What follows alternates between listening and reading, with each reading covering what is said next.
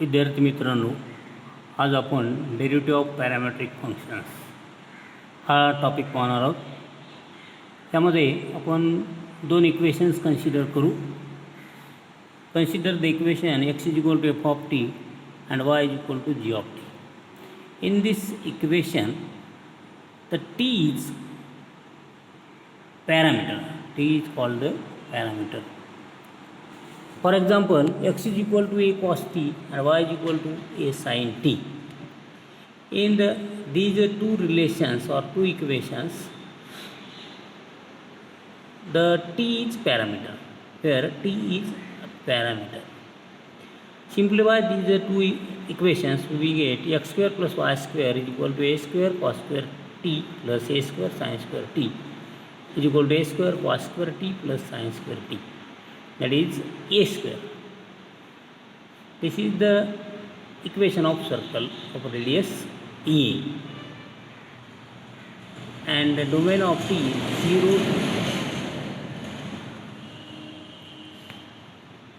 If two variables x and y are defined separately as functions intermediating variables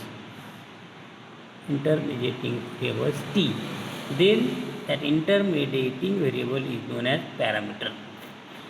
आता या इक्वेशनमध्ये आपण पाहिलं की टी हा पॅरामीटर आहे. याच्यामध्ये दोन्ही याच्यामध्ये हा कॉमन फॅक्टर आहे टी, म्हणून अशा प्रकारचे जे इक्वेशन्स आहेत त्यांना आपण पॅरामेट्रिक इक्वेशन्स किंवा जे फंक्शन्स आहेत त्याला पॅरामेट्रिक फंक्शन्स आपण म्हणतो. आता या पॅरामेट्रिक फंक्शनची आपल्याला पॅरामेट्रिक फंक्शनचं समजा डेरिव्हेटिव्ह आपल्याला काढायचा असेल तर कशा प्रकारे काढायचं, त्यासाठी एक थेरम इथं दिलेला आहे. काय सांगतो theorem? If x is equal to F of T and y is equal to G of t are differentiable function of t, so y is differentiable function of x. If dx by dy are not equal to 0, then dy by dx is equal to dy by dt upon dx by dt. आता या फंक्शनचा आपल्याला proof पाहायचा असेल, या फंक्शनचा proof पाहायचा असेल तर कशा प्रकारचा?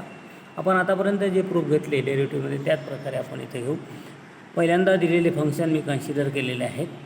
Late x is equal to F of T, y is equal to G of T. These two are parametric functions. First, we consider the small increment t, say delta t, small increment of t, delta t. Delta x, delta y are the small increments in x and y respectively. As delta t, delta x, delta y are small increments in t, x and y, such that delta t not equal to 0, delta x not equal to 0. अशा प्रकारे आपण कुठल्या या डेरिव्हेटिव्हच्या थेरमची सुरुवात या प्रकारे आपण इन्क्रिमेंटनं करतो. आता आपण याच्यामध्ये रेशो कन्सिडर करू. Consider the incrementally ratio delta y by delta x. Note that delta x tend to 0 imply delta t tend to 0. याला आपण ॲडजस्ट केलं तर इक्वेशन मिळेल delta y by delta x is equal to delta y by delta t upon delta x by delta t. Since delta x by delta t not equal to 0.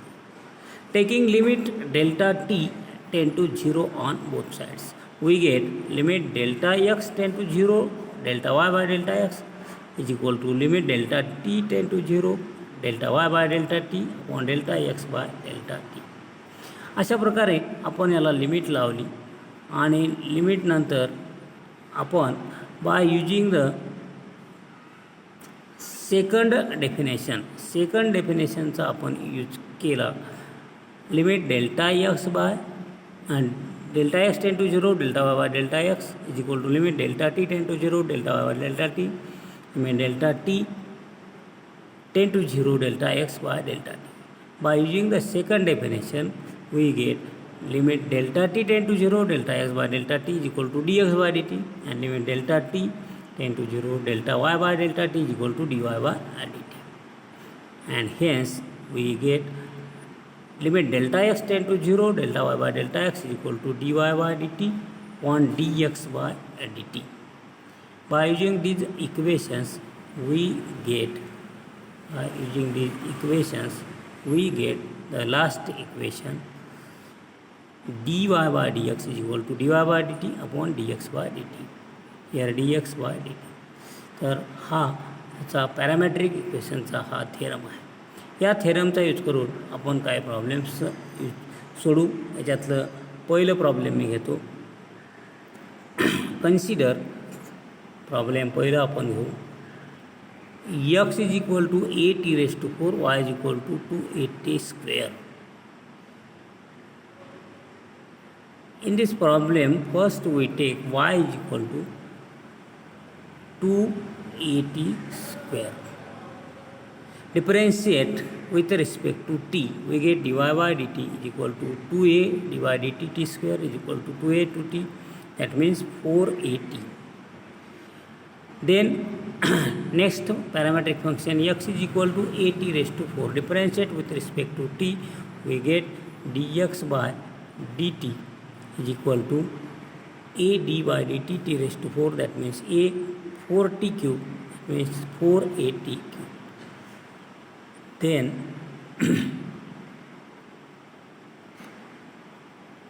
dy by dt, by using the above theorem, dy by dx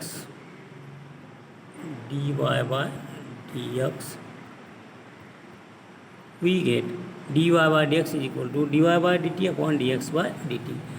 Putting this value of dy by dt and dx by dt 480 upon 480 cube, we get dy by dx is equal to 1/t².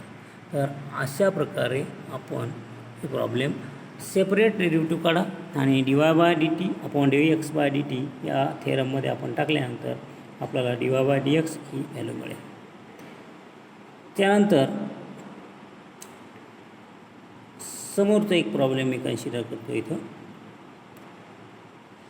Suppose y is equal to a1 minus cos theta आणि x is equal to a theta plus sine theta. Here theta is the parameter. Differentiate with respect to theta. We get dy by theta is equal to a divided theta 1 minus cos theta. That means a 0 minus sin theta means a sin theta. Also x is equal to a theta plus sin theta. Differentiate with respect to theta. We get dx by dt is equal to a divided theta into theta plus sin theta. That means a 1 plus cos theta. That means dx by dt is equal to a 1 plus cos theta. तर अशा प्रकारे या दोन्हीचा आपण derivative काढलं. आपल्याला dy by dt मिळाले, dx by dt मिळाले आणि या थेरममध्ये आपण याला टाकलं तर आपल्याला इक्वेशन मिळेल dy by dx is equal to dy by dt upon dx by dt. That means a sin theta upon a 1 plus cos theta. याला आपण कन्वर्ट करू हाफ अँगल फॉर्म्युल्यामध्ये. हाफ अँगल फॉर्म्युल्यामध्ये हे साइन थीटाचं होईल sine theta by 2 sine theta by 2 into cos theta by 2 आणि 1 plus cos theta 2 cos square theta by 2. तर याला आपण ॲब्रिएट केल्यानंतर ॲन्सर मिळेल टॅन थीटा बाय 2. तर अशा प्रकारे आपण याला ॲब्रिएट करून याचा ॲन्सर करू शकतो. आता एका या प्रॉब्लेममध्ये आपण पाहू. पॅरामेट्रिक इक्वेशन्स आहेत हे. Find dy by dx. Find dy by dx. If x is equal to sec square theta, y is equal to tan cube theta at theta is equal to pi by 2. आता या प्रॉब्लेममध्ये काय करायचं आपल्याला. या प्रॉब्लेममध्ये सोडवते वेळेस पॅरामेट्रिक फॉर्ममध्ये जसं सोडवतो तसं पहिल्यांदा सोडवा आणि त्याच्यानंतर थीटाची व्हॅल्यू टाका. इथं थीटा हा पॅरामीटर आहे. Consider y is equal to tan cube theta. याला डिफरन्शिएट केला आपण. Differentiate with respect to theta we get 3 tan square theta divide theta tan theta. अशा प्रकारे आपल्याला मिळेल. Then x is equal to sec square theta. याला आपण differentiate केलं theta with respect to theta. तर आपल्याला मिळेल d by theta sec square theta. That means 2 sec theta upon d into D bye d theta sec theta. आणि याला solve केलं तर 2 sec theta into tan theta 2 sec square theta आणि tan theta. अशा प्रकारे आपल्याला इक्वेशन्स मिळतील. त्यानंतर आपण आपल्या थेरममध्ये याला टाकलं तर dy by dx is equal to dy by d theta upon dx by d theta ह्या व्हॅल्यूज टाकल्या, दोन व्हॅल्यूज आपण याच्यामध्ये, तर आपल्याला dy बाय dx बरोबर 3/2 टॅन थिटा अशा प्रकारे मिळेल. आता इथं आपल्याला परंतु पॅरामीटरची व्हॅल्यू इथं दिलेली आहे. पॅरामीटरची व्हॅल्यू π/3 इथं दिलेली आहे आपल्याला, आणि म्हणून शेवटी काय करू आपण की हे dy बाय dx बरोबर 3/2 टॅन थिटा मिळालं आपल्याला. पॅरामीटरची व्हॅल्यू थिटा π/3 ही टाकली, जिथं थिटा आहे तिथं π/3 टाकली, तर इक्वेशन आपल्याला काय मिळेल, dy by dx is equal theta is equal to π/3 that means 3/2 tan π/3 that means 3√3/2 tan π/3ची व्हॅल्यू आपण काय घेतो, √3 घेतो. ही याच्यामध्ये टाकली तर आपल्याला अशा प्रकारे काही प्रॉब्लेम्स पॅरामीटरची व्हॅल्यू शेवटी टाकून दिली तर अशा प्रकारे आपल्याला सोडवता. तर पॅरामेट्रिक फॉर्ममध्ये हे इक्वेशन्स आपण अशा प्रकारे सोडवू शकतो. आता काय प्रॉब्लेम्स इथं पॅरामीटरचे हा प्रॉब्लेम इथं घेतो मी की याच्यामध्ये काय दिलेलं आहे की आपल्याला सॉल्व करायचं आहे. हा प्रॉब्लेम काय, e(x² + y² is equal to t + 1/t आणि x⁴ y⁴ is equal to t² upon 1 + t². They show that x³ y dy by dx is equal to 1. त्याच मेथडनं आपल्याला सोडवायचं आहे, फक्त इथं शो दॅट आहे, तर ॲन्सर आपल्याला या फॉर्ममध्ये आणायचं. आता ॲन्सर आणण्यासाठी कन्सिडर पहिल्यांदा इक्वेशन मी घेतो x⁴ + y⁴ is equal to t² + 1/t² and x² + y² is equal to t + 1/t. अशा प्रकारचे हे प्रॉब्लेम आहे. आता पहिल्या इक्वेशनला हे दुसरं जे इक्वेशन आहे याला आपण स्क्वेअर केला, स्क्वेअरिंग बोथ साईड, याचा स्क्वेअर केला तर काय मिळते आपल्याला, x² + y² याचा square is equal to t + 1/tचा स्क्वेअर. या सोडवली ही साईड काय मिळते, x⁴ + 2x² y² + y⁴ is equal to ही साईड सोडवली आपण t² + 2 + 1/t². ब्रॅकेट आपण हे सोडवले स्क्वेअरचे. अशा प्रकारे आपल्याला मिळेल x⁴ + 2x² + x² y² + y⁴ is equal to x⁴ + y⁴ + 2. आणि याला सोडवलं आपण तर 2x² y² is equal to 2 किंवा x² + x² × y² is equal to 1 आपल्याला मिळेल. या फॉर्ममध्ये आल्यानंतर याला डिफरेन्शिएट करू आपण. याला डिफरेन्शिएट केलं तर काय मिळेल आपल्याला, dy dx x² y² is equal to dy dx 1. याला आपण डिफरेन्शिएट करू आणि त्यानंतर आपल्याला काय मिळेल, आता इथं डिफरेन्शिएट केल्यानंतर या फॉर्ममध्ये आपल्याला इथं मिळेल x² dy dx y² is equal plus y² dy dx x² product rule इथं वापरला, इकडे डिफरेन्शिएशन कॉन्स्टंटचं 0. तर याला सोडवा x²y dy बाय dx आणि y² × 2x आपल्याला ही टर्म मिळेल. याला ॲडजस्ट करू आपण, 2x² dy by dx is equal to ही टर्म इकडे नेली मी -2xy² किंवा dy by dx is equal to 2xy² upon 2x². अशा प्रकारे आता इथं y² ची व्हॅल्यू आपण टाकून दिली. ही y² ची व्हॅल्यू x -1/x² आहे, ही या वरच्या टर्ममध्ये टाकली, कॅन्सल केलं तर काय होईल आपल्याला, dy by dx is equal to 1/x³ किंवा x³ dy by dx is equal to 1. हे जे आपल्याला प्रूव्ह करायचं आहे ती टर्म आपल्याला मिळेल. तर अशा प्रकारे पॅरामेट्रिक इक्वेशनचे प्रॉब्लेम आपण सोडवू शकतो.